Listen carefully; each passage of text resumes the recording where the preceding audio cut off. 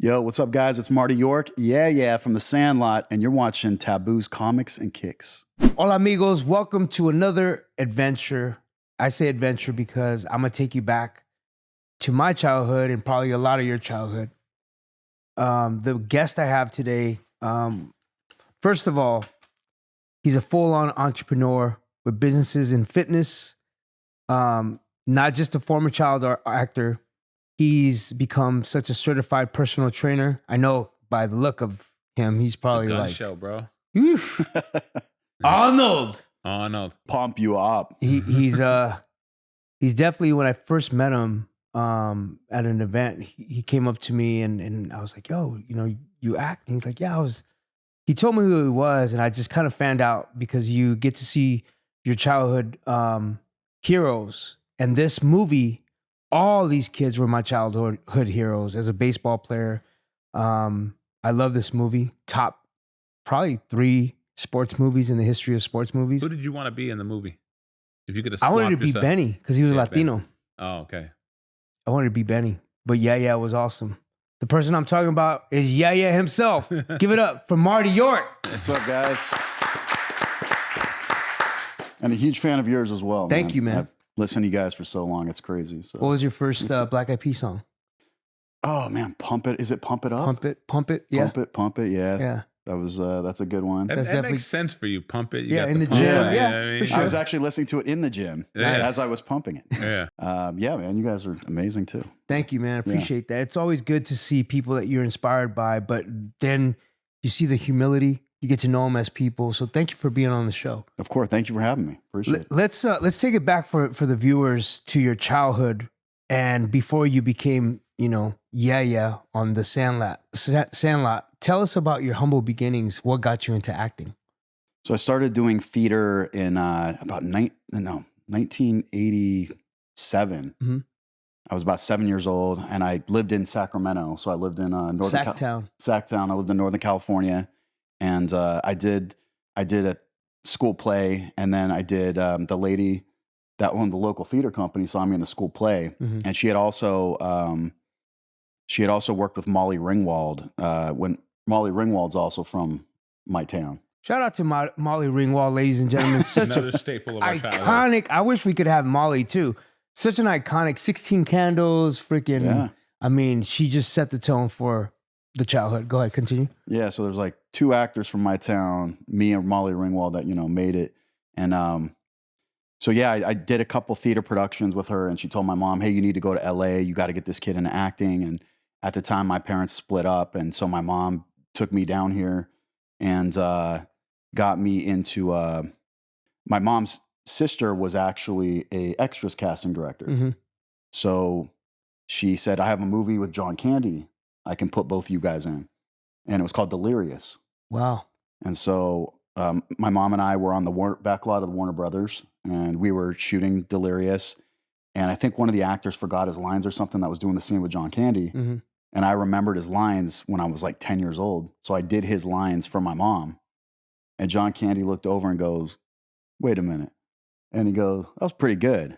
And he goes, "Does he have an agent?" My mom said, "No." And he had a piece of toilet paper in his pocket. He wrote down a phone number for an agent and gave it to me. And he goes, "Here, give that agent a call." And so that was my first agent that I got. What year was this? It was 1991. 91. And Yeah. John Candy had a freaking toilet paper in his pocket. Yeah. And he just... Can we give a shout out to John Candy? And Shout I out just to saw John that Candy. The Jamaican bobsled team qualified for the fucking Olympics. Did you see that? Mm-mm. Cool Did you see runnings. that? Cool running. Cool Wait, runnings. John Candy was in that? Yeah, he He was was the coach. Oh, he was the coach. Yeah. The movie that really stands out for me, John Candy, that he doesn't get his proper due, Home Alone. Oh, yeah, when he was in the back of the bus The singing. van, yeah. Well, He's Uncle so- Buck, Uncle Buck's another Uncle classic. that's how Bucks. Macaulay got into Home Alone, because they had the same director. That's right. Yeah. And Planes, Trains, and Automobiles with Steve Martin. Uncle Classic. Buck is such a great film. Yeah. I forgot to do this at the top of the show, but I'm going to do it now. So what I like to do is I like to break ice with the people, with the guest, All right. rap a favorite verse, sing a favorite verse, melody, a hook, something that inspires you, and I'll follow. Okay. You got it.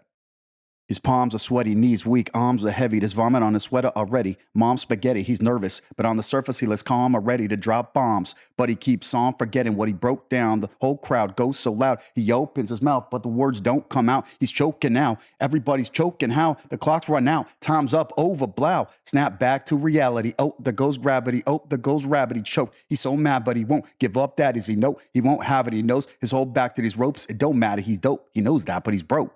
Ooh, Man. shout out to Eminem.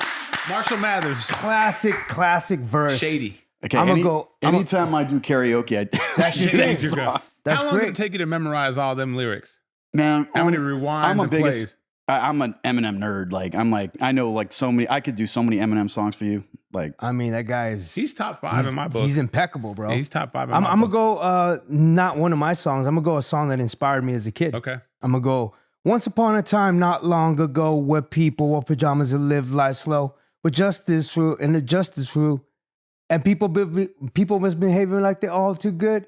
There lived a little boy who was misled by another little boy, and this is what he said: "Me and you, sir, we're gonna make some cash, robbing old folks and making a dash." Slick Rick.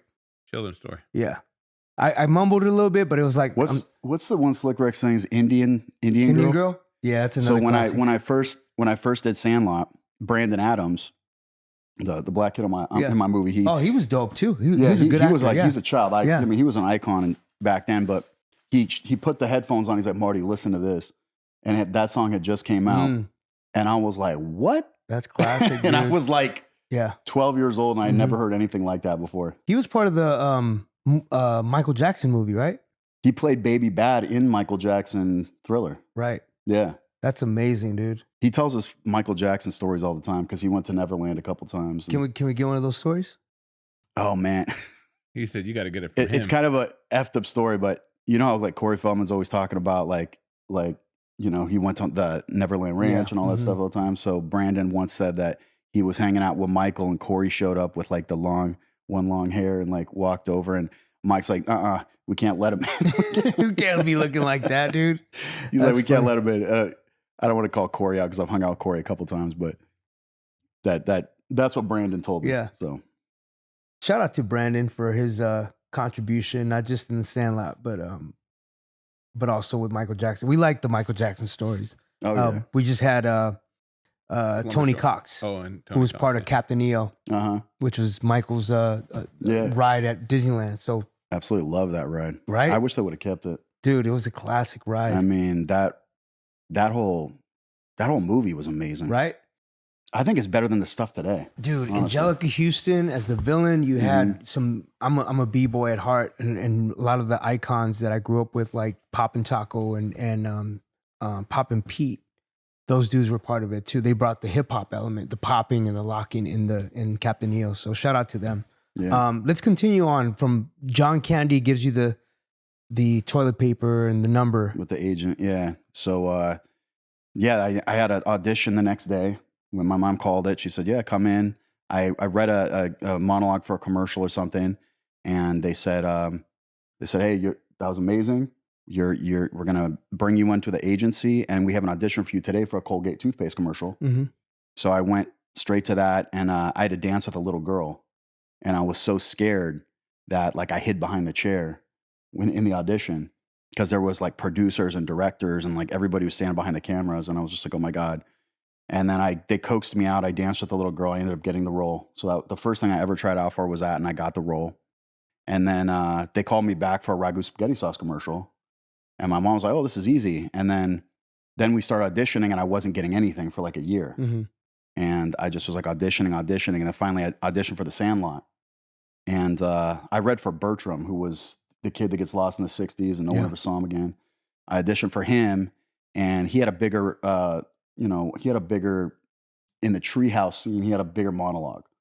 So I had to read that monologue in the treehouse scene.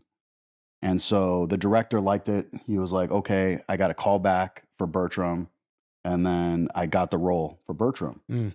And I think Chauncey, who played Squints, originally read for me. And so then they took us all out to a baseball field in Woodland Hills.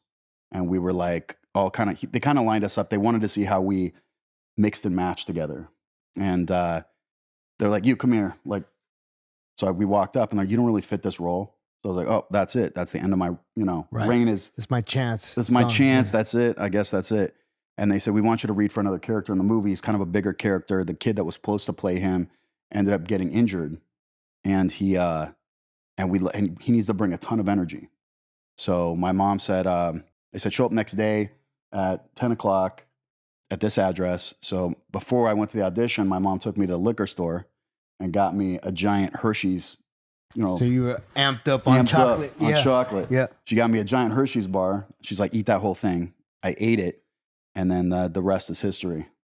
Wow. So so after you did that, then you were on set the next day? 3 days later, they flew us all out to Utah. Mm-hmm. And you shot in Utah. Yeah. What was that like? Walk us through, like, I want to hear about stories like on set. Yeah. What that feeling was like being with these kids. They're basically your brothers, which in turn, you're still brothers to this day. Yeah. Walk us through that, what that was like for you at 12 years old, right? Yeah. Yeah. 12 years old.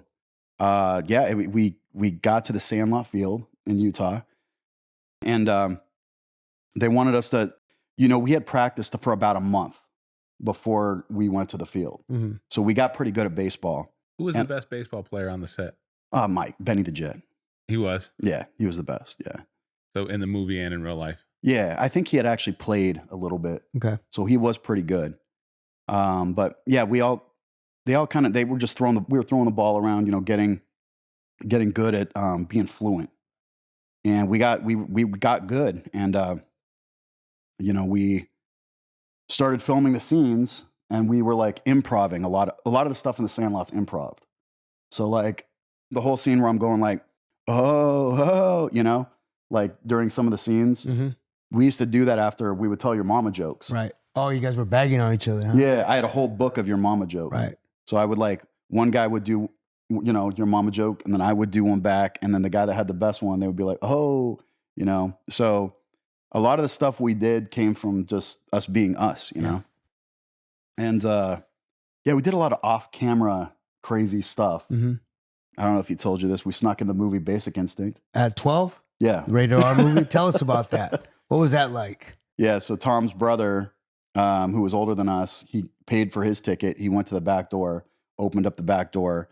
All the guys came in because, we heard about the Sharon Stone scene. Mm-hmm. So we all were excited about that. It did not disappoint. Huh? I said it did not disappoint. No, it didn't. No, so we got in there and we were like, all right.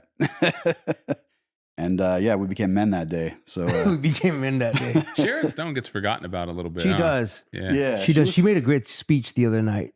And she got an award, and she's like, she went off on some people. It was great to see her back in like the news. Yeah, she was. That's when Hollywood had A-list talent. Speaking about talent, besides the kids, who else besides Dennis Leary? Who else was in the movie? Oh man, we had James Earl Jones. That's right, Darth Vader. I've got a good story of James Earl Jones. So James Earl Jones was on set for one day. Mm-hmm. And my mom said, Darth Vader is going to be here today. So she's like, I'm going to take him to meet Darth Vader. I was like, yeah, right. So she takes me to his trailer. He's eating his breakfast or whatever. She goes, I go, are you Darth Vader? Yeah. And he turns to me and goes, I am your father. Wow. In the Darth Vader voice. And that's a mic drop right there. I go, oh my God, it's him. Did you get a picture with him that day? I didn't. But you guys didn't have any scenes together, did you? No. Right. No. He was there for a couple hours and that was it. Yeah. But he shot his scenes and then left. That would have been kind of cool to get a photo with him, right? Yep. Yeah. He signed the back. I had a director's chair that said Marty York on the back. He signed that. Oh, he did. Yeah. So that was my, kind of my little memento from James Earl Jones. He did a lot of work though. James Earl Jones. Oh yeah. Mufasa, Darth Vader, Conan the Barbarian. That's right. He was in a ton of stuff. Top moment of that experience for you as a 12-year-old. Like you're acting in this movie that was going to be a cult classic. You didn't know it was going to be a cult classic. Nah. But what were you feeling at that time? Was it just like fun for you? Did you feel the work of like 12-hour days? What was that like for you? I remember more of the off-camera stuff than I remember the on-camera stuff. Just because we had so much fun. It was the hottest summer I think I've ever experienced. But it was so hot, when we were shooting like hours on end on the Sandlot that, they had a bucket of what's called sea breeze. It's like an astringent that they put on you to cool you down. Mm-hmm. And so they would mix that with water and they would put it over our necks, like when they would say cut. But when we'd go up in the treehouse and they had all this stuff that was like literally like 1960s, era in there. So we had like 1960s Playboys in there. We had like 1960s toys and like all this other stuff in there. You didn't take any of that stuff? No. Collectibles? They were real. Did you ever get to go to the Playboy Mansion? Either one of you? I did. Yeah, I did. I went to Candyland. Oh, you did? Yeah. Wow. Yeah. What event did you go to? We went to I think it was Hugh's birthday party with Jimmy Iovine. Jimmy Iovine was our head of our label at the time, Interscope Records. He was like, he would like Black Eyed Peas to attend his birthday party. I had never been there before, but it was just like, yeah, I had never seen anything like that. But it's yeah. Those were my younger days. Did you go in the grotto and all that? No, I didn't get to go to the grotto. No. Like it was cool to be there, not because of the girls, but just because the nostalgia, the nostalgia and the history, the history of like what it was, and I think that was so. I went to the grotto, and just to see it, just to be like, oh, I went there. Yeah, but it came into my head earlier because that's where I'd met Quentin Aaron, who played in The Blind Side. And he's obviously in the hospital right now. If you heard, yeah, I'm praying for him. I saw he's that. on like life support right now, Yeah. and I literally. My kids were over the other day, and they were like, my daughter goes, my favorite movie is The Blind Side, my older daughter. I go, oh, he'd be a good guest for your show. Mm-hmm. So I shoot Q a text. Literally the next day, the news breaks that he took a fall and is in the hospital. Wow. And I sent it to my kids. That was with Sandra Bullock? Yeah, with Sandra Bullock. Yeah, The Blind Side, about the Michael Orr, the football player. Yeah. Yeah. Yeah, I met him a time or two at some signings, and he's the nicest guy. He's so nice. That you'll ever meet. Yeah. This was like 2009, I think, when I had met him. Like right when Blindside dropped. Yeah. Speaking about Blindside and Sandlot, give me your 3 sports movies. Top favorite sports movies. And you can't say Sandlot. Yeah. I can't? Well, that's obvious. It's obvious. I'm going to have to go with Field of Dreams, number 1. Great movie. That's a great Robert Redford. Film. Great movie. No, Field of Dreams is Kevin Costner. I'm sorry, Kevin Costner. Yeah. Wait, but Robert Redford was in The Natural. The Natural. The Natural. It's a good Robert movie Redford. too. Yeah. Yeah. Man, there's so many good sports movies out there. Friday Night Lights. Great. Yeah. And then the third one, I'll just give a shout out to the Ducks because I'm friends with them. Okay. So I'll say the original Mighty Ducks. I like The that. reason Mighty Ducks was great, man. It was. Yeah. I'm gonna give you my 3 sports. I'm not gonna say Sandlot either because that's top, right? Understood. So I'm going to go with Sunset Park because I was in it. With it's a basketball movie, so I'm being biased. It's my choice, right? Sunset Park was fun to do. Not Coach Carter, but it was Sunset Park. Number 2 would be Blue Chips. Mm-hmm. Love that movie. Nick Nolte, Shaq, Penny Hardaway. Third will probably be, I'm going to go, because I'm a girl dad. Yeah. League of Their Own. League of Their Own, yeah. Yeah. Because it's just girl dad vibes. They interviewed Tom Hanks. They said that's his favorite film that he did. Oh, he said that? Gina Davis, Madonna, Rosie O'Donnell. No, I'm probably going to change my number 2. It's Uncut Gems that's a sports movie. Would you consider? Yeah, right? with KG Adam and Sandler? Adam Sandler. Yeah. Yeah, that's probably That's my a good second. one. Yeah. I What probably about you, like B? that better. Remember the Titans is always going to be there. Rudy, I enjoy Rudy. I think that's for me. That feels like a Christmas movie too. Have Sean you met the Astin? original Rudy, the real Rudy? Yeah, the one that came out like in the early 90s. Sean Is there a Astin, second right? one? No, the real guy that was the real Rudy, the guy that the movie's based on. Right. Yeah. But Yeah. it was. I think it was. I don't know. I saw Joe Montana talk about it somewhere because he was the teammate. Yeah. And like the real Rudy was Joe Montana's teammate. He was like, "Yeah, we never carried that guy off the field." Yeah. We never carried that guy. I met that guy a couple times. Was he cool? He's a huge Sandlot fan. He's amazing, dude. Yeah, he's on like a TV show that my daughter watches. Oh, is he really? He's like a regular on a TV show. Yeah. That's 2, right? I don't know. I'd probably go. I played hockey, so the Ducks was cool for me. I never watched the Ducks. Is that Emilio Stefan? Yeah, Emilio Estevez. Yeah. Estevez? Yeah. Never saw it. But your buddy's in the movie, right? Brandon, who played in your movie. Yeah. Brandon. Well, it's funny because we do signings. We just did a signing with the Ducks in Boston, and he He'll sign with us, and then he'll go over to the Ducks and sign with them. That's dope. I love Yeah. that. That's great. Because there was a few characters that were in, like even Benny was in the Ducks He was in Mighty Ducks 2. too, right? He was in D2. Mhm. Benny the Jet was in the Mighty Ducks as well. That's cool. There's a few cases like that where it kind of crossed over. Yeah, a couple of Sandlot guys did a couple sports movies. I think Chauncey and Pat did The Big Green about the soccer. Yeah. Yeah. So after the Sandlot, did you do television? Yeah, I mainly did television after Sandlot. Mm-hmm. I did the whole first season of Boy Meets World. Yep. And then I did Saved by the Bell, the college years. Shout out to Saved by the Bell, bro. Like, come on. Definitely. Freaking Screech. Rest in peace. I got stories. Zach Morris. You I got got to do stories like about everybody's. Screech, man. He was like everybody's childhood crush, like Tiffany Thiessen Uh-huh. and Topanga. What's her name in real life? Danielle? Yeah, was like every boy's like childhood I crush. knew Danielle before Boy Meets World even existed because I would see her at auditions all the time. Oh, really? And it's funny because her and her mom both had the same haircut. They had this poofy hair with like the long bangs. And I would see Danielle at every audition as a kid. And then I got the role on Boy Meets World. And Danielle was only supposed to be a day player. She was on the same first episode I was. And I was supposed to be a recurring role, like their third friend. Mm-hmm. But I was in something I didn't know called the death chair. So like every one of the times that they got somebody to play the third friend that was sitting in the death chair, they got booted off the show like a couple days later, Right. a couple episodes later. What was that like going from this freaking monster film to now going on television? Did you feel like the shift? Yeah, I mean it just kind of was like, there wasn't social media back then. Yep. So it wasn't like when you did something, it blew up and like everybody was taught. It's like you didn't know the impact of what you did back Yeah. then, Because like in the 90s, you guys were big in the 90s, Mm-hmm. right? So like you don't really understand. I think I didn't understand it till like till we did like the 25th anniversary of the Sandlot, and we were at Dodger Stadium, and we came out of the dugout, and we got a standing ovation from 60,000 people. That's amazing. And we took As you should. our same positions on the Dodger field that we played on Sandlot. Yeah.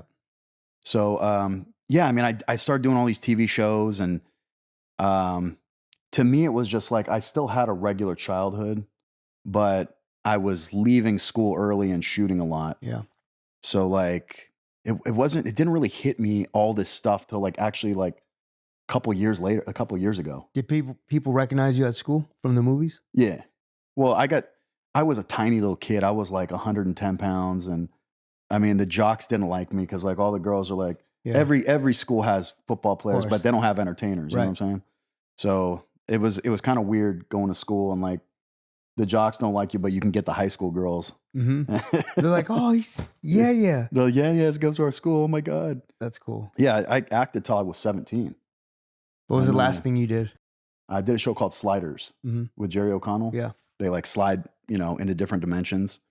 Yeah, that was the last thing I did. And then I got in a 60-mile-an-hour head-on collision. What? And yeah, when I was 17, I was on a 2-lane road, and I had fallen asleep because I used to drive to auditions every day. And my car went over the 2-lane road, and I hit another car head on. Engine came through, shattered my legs. I died. I had to be resuscitated. And then I had to relearn to walk again because I shattered both my legs. Dude, come here. Yeah. Survivorship is very important. I always talk about my cancer experience because, unfortunately, sometimes you need to have that reset with situations that are beyond your control to be able to see what's important in your life and what your purpose is. And the fact that you're able to survive that, I'm proud to have you here with us today, bro. Because I always think about my experience and I'm like, man, when I was doing chemotherapy, I didn't know if this shit was going to work. How did you know that you had the cancer? I had back pain, but I thought it was because of the freaking wear and tear of being on the road. Uh-huh. And it started getting like chronic. Really? It was my tumor that was growing in my back. And it shit. came from my right testicle. Wow.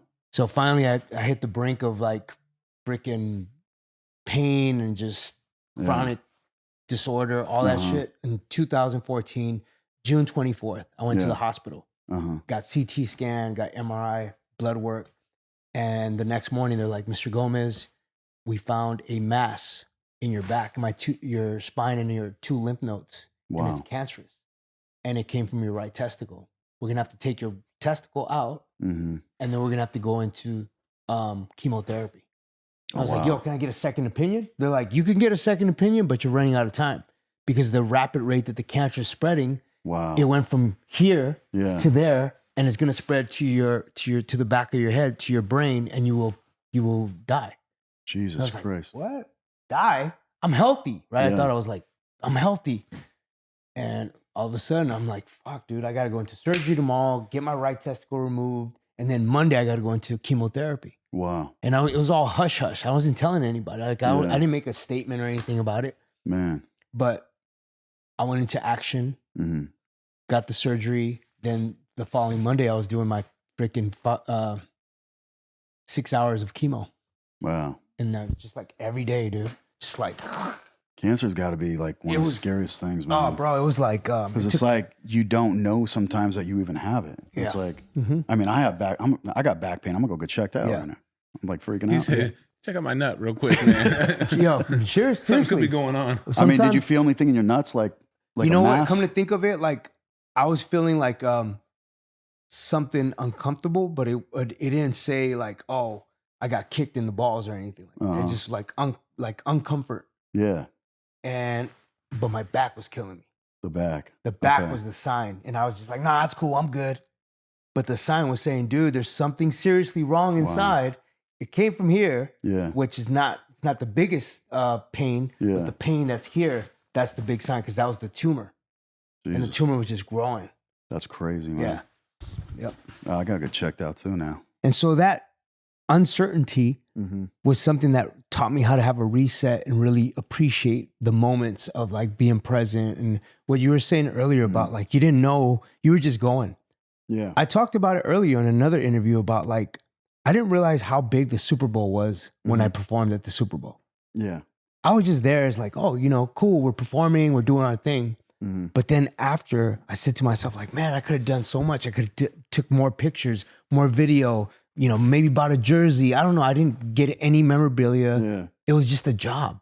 Yeah. And I regret the fact that I wasn't present enough to really take it all in. Yeah. Did you not watch football at that time? I did, but because I was working, it just was like, Or you were just too cool? I just was working, bro. And it Okay. was like, Because sometimes you try to play the too cool thing too. You're like, I got to nah, pretend it like was I've been here before. because I was a Steelers fan too. Yeah. So they were playing and Aaron Rodgers beat us. Mm-hmm. But I It didn't was know a how to. Packers Steelers It Super was Bowl? Packers and Steelers, and it was an awesome game. I just remember one picture of me in the end zone, and it says Steelers. That was the one picture I took. Wow. But I really wish that I could have been more present. Yeah. It was so like run and gun, go on the stage, here's the rehearsal, go on top of the Jumbotron, now you're coming down. So all this like momentum, Mm-hmm. That's understandable, bro. I wanted it to You're really working. like just be present. Yeah. And I always look at back at that time period like, yo, we did the fucking Super Bowl, bro. Yeah. You know what I'm saying? I gotta watch that again, man. Not a lot of hip hop groups watch at that that time. performance. We were probably Yeah. the first hip hop group Yeah. to do the Super Bowl. Because back then it was like Prince, Michael Jackson, The Who, Uh-huh. all older groups. What do you think was the best Super Bowl performance? Okay. I'm gonna go Prince, Purple Rain, when it started raining and singing Purple Rain. Uh-huh. Yeah. Amazing. That was amazing. And then as a LA guy, I gotta go with Dr. Dre. yeah. It was just flawless. Dr. Dre. We need to do that Snoop. top Give top me your three or top top three. five. Top three Super Bowl. My top And Super performance Bowl's is the around Michael corner. Jackson performance. That was classic. MJ. where he Yeah. disappears on Yeah. top of the Jumbotron and reappears. Yeah. And the And he stage. just stood there with the glasses. Uh-huh, Yeah, and that was stood like- there for like- like for 3 minutes. Yeah, 3 minutes just getting applause. Yeah. And the Prince one like that. That was a good one. And yeah, I'm gonna go with Dre too. Yeah. It's great. Those are my top three. You guys did that song with him. Huh? Where is the Love song? Yeah. We did Where's the Yeah. Love? I Got a Feeling, Boom Boom Yeah. Pow. We did everything, dude. We only had one guest. Yeah. That was Usher. Because he did that song with Will, OMG. Oh, that's right. Yeah. What would be a collab that you wish could have happened for Super Bowl? Great question. It's collab for Super Bowl. Like how Dre had Snoop and Eminem and 50. Like, what would be like a dream cast of? I've got mine. I'm going to go modern because I love this kid's energy. I love that he's a musician, singer. I'm going to go Bruno Mars, Black Eyed Peas. Ooh, That would be cool. Yeah. That'd be way cool. Bruno Mars, Black Eyed Peas. He's going on tour, right? He is going on tour, yeah. I got to catch that one. Yeah. That'll be a good one. What about That you? would be fun. The collab? Yeah. As like acting wise? No, for Super Bowl. Like a collab that I want to see. I want to see what he just said. The Peas and Bruno. I want to see the Peas and Bruno Mars. I want to know about like the evolution of going from you have an acting gig and then you go into the fitness world. How is that transition of little Yaya becoming this freaking Hulk Hogan type guy? So like I'd always wanted to be like an action hero when I was a kid.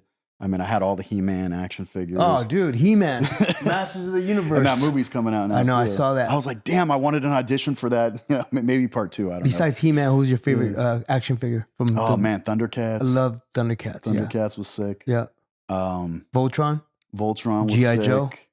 I didn't look at G.I. Joe too much. I liked like the old X-Men cartoon from back in the day. Yeah. You know, and I like the new one that just came out on Disney. Yeah. Yeah, I just want to be an action hero. And then, you know, when my car accident happened, I started learning how to, you know, do physical therapy and work out. So I started learning how to lift weights. I started learning how to eat right. Because I never really ate right when I was a kid. I was always eating like candy and junk food and things like that. So I started learning how to eat right. And the guy that was doing the physical therapy was like showing me how to lift weights properly. He was like this big dude. And I was like, how do I get to look like you? And he was like showing me how to, you know, this is the form on this bench press. This is that. And so I just started doing it, and I just started I fell in love with it, and I just started doing it. I noticed like my life started changing as I was doing it too. Mm-hmm. What do you mean changing? Like everything around just you like was... my confidence. I always had a confidence level problem because I was just such a skinny kid. Mm-hmm. You know, I noticed, you know, that my confidence level kind of went up as I was lifting weights and getting in shape and things like that. Mm-hmm. Yeah, that's how I kind of got into the fitness business. And then, but you went into fitness, but you got away from the acting, or do you still have like urges to want to act? Oh no, I still act. You still do? I still do things. I just shot Abbott Elementary a couple months ago. Okay. And I do little things here and there, but you know, the Sandlot is really like kind of my bread and butter. You know what I'm saying? Like just like you guys, you know, you guys do bit parts. Like I know Will.i.am was in the Wolverine movie, which was cool. You should have been in that too, man. I was Vega in Street Fighter. Were you really? The middle, because it was Jean-Claude Van Damme's version, and then ours was with Michael Clark Duncan. And you got to work with Michael Clark Duncan? I did. It was dope. Michael McDonough. I was Vega. What version of Street Fighter was that? It was the second Street Fighter. It was called The Legend of Chung-Li. I got to check that out. Yeah. I was Vega with the mask. Dope, man. Yeah, it was fun because I got to do all this wire work, and it's just like being in a freaking. It's like Mortal Kombat Street Fighter. You know what I'm saying? Yeah. They got a Native American dude to play a freaking Spaniard. Yeah. So it was cool, man. Like I love the acting world. What was Michael Clark Duncan like? He was Balrog. He was amazing, humble, cool. Green Mile's like what I'm like fell in love with him. I mean, Tom Hanks killed that along with Michael Clark Duncan. They were just didn't he win an Academy Award for it? He did. Yeah. Oh, he won an Academy Award for that movie? Mm-hmm. He was so good in that Amazing. film. What do you think of 50 playing Balrog? I don't know. I mean, I love 50. Don't get me wrong. I mean, they're accurate to the game, like with that haircut that he got in it and everything. They got 50. They got Cody Rhodes. They got freaking Roman Reigns. It's, you know, all-star cast. I'm excited to see it. Yeah, watch it. I'm interested in seeing it. What's your favorite line from the Sandlot? Because you have so many classic lines. Believe it or not, it's probably like my clothes are my clothes are going out of style. They already are, Squints. Yeah, that's a good one. But in Japan, that's actually the "You're Killing Me" Smalls in Japan. Oh, yeah, yeah. That's the "You're Killing Me" Smalls in Japan. The fact that when you could make a shirt that has one of the slogans, that's when you know you won. You're killing me, Smalls. What's crazy about that shit too is like I didn't know how many shirts and all hats and like shot glasses my picture was on. Yep. And so like on the 25th anniversary, I started seeing all this shit. I was like, what the hell? Do we have any kind of like merchandising that we're getting paid for? You get a check for it? Again, we ain't got one dime for it. Damn. And I was like, we need to find out who owns the rights to our merchandise so we can do something about this, you know? So we ended up getting one of the best lawyers in LA, and MGM actually owned the rights to our merchandise. So we hit up MGM and we were like, you need to pay us for 20 years of back pay of like all these, you know, shirts and T-shirts and pictures I want, because in our contract it says we get 5% of the net cost of all of this stuff. So he came back and said like, oh, well, that's after all the expenses. And then he sent us a check for like, I think $300. And then sent Pat a check for the You're Killing Me small shirt. That's the highest selling slogan shirt of any movie in history. A check for like 25,000, I think. And that was it. So we walked. Do you got anything moving forward? And we kept what? Moving forward, do you guys get a bigger chunk of it, or do you guys No. That's why some of the guys are doing their own clothing lines and stuff, you know? Because it's like, you know, they're not paying us. Was there a Sandlot 2? Yeah. There was, yeah. Right? But Like, why? the original cast wasn't in it, though. Yeah, exactly. Like, why would you do a Sandlot 2 without the original cast? Same reason why they did Dumb and Dumber 2 without the original That's like cast. doing Back to the Future without Marty and Doc. Because they pray that they can duplicate the success for even less cost. They go find a cast to take even less because they're bloodsuckers. It's never as good. No. Yeah. It's never as good. There's only a couple good part 2s, I think, in movie history. Oh, what's the best sequel then? Good question. What Good is the question. best sequel? Go ahead. I think Child's Play 2 was good. Well, I haven't seen those in years. I couldn't tell you which one was good. I think Mighty Ducks 2 was good. I think it was D2 better was than the good, first yeah. one. I I'm always gonna thought go they Back should to do the a Future 4. Part 2. Good Back one. to I the didn't Future watch Part Star 2 was Wars. definitely better than the first Classic. one. Yeah, it was classic, bro. Yeah, that was I've never seen Laced Star up Wars. Nikes. Uh-huh. Rocky. Yeah, I could go Rocky. What's the best Rocky that you like? Ooh, 4. 4. ooh, 4 was That was classic. the best one, man. Yeah, 4. I I met Dolph Lundgren one time. I was like, oh my God. Drago. I was like, dude, let's do the thing, man. Yeah. I will break you. And You will slams it. die. Yeah. If he dies, he dies. You know what movie I watched the other day that didn't hold up dialogue wise, but the fight scenes is always dope? Kickboxer. Yeah, that's a dope movie. The dialogue was That's the one horrible. with Van Damme? Yeah. Yeah, Yeah. Kickboxer. He was the guy for a while though. John was. Van Damme. Do you know the story? Because What happened to him? What happened to him?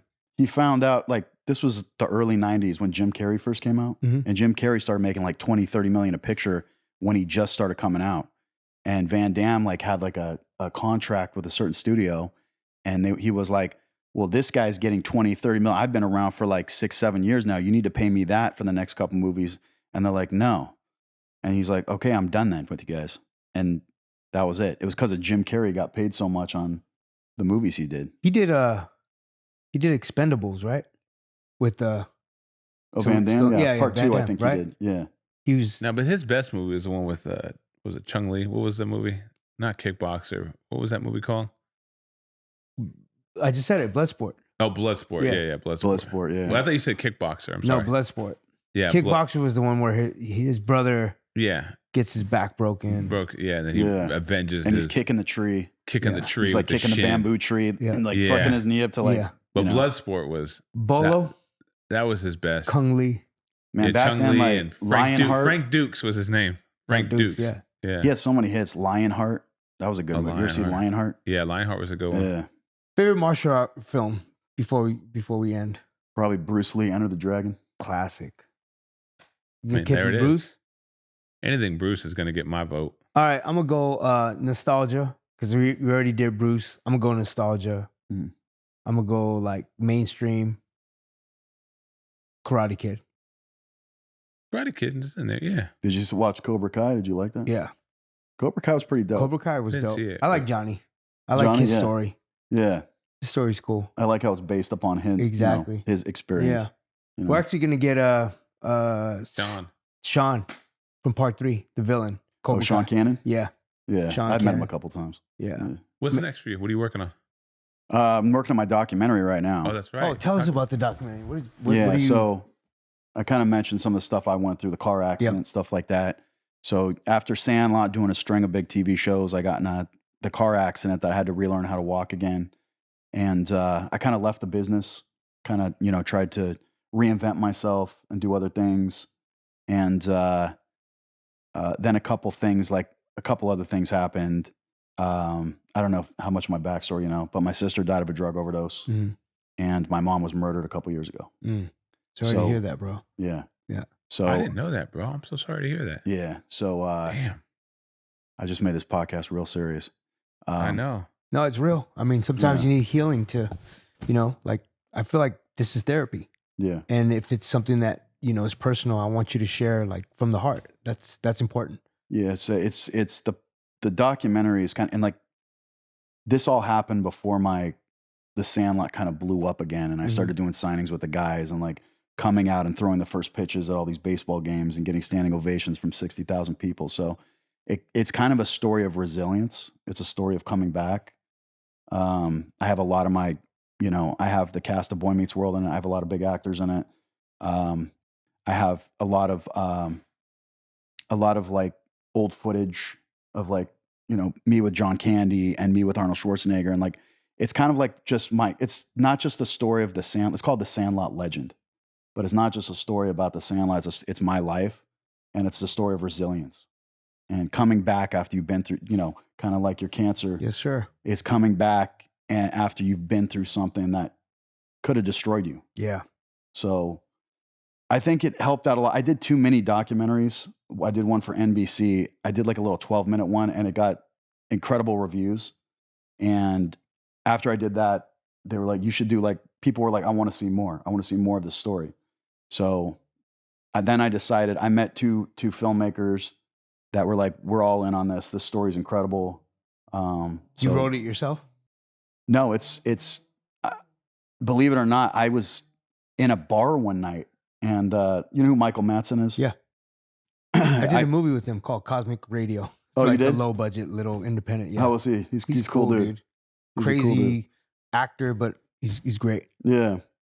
So the guys that did his documentary, they were in the Frolic Room in Hollywood one night, that bar, and I was just talking to him, one of the guys, and he was like, I said, "What do you do?" He's like, "I'm an independent I'm a documentary director." I go, "Oh, really?"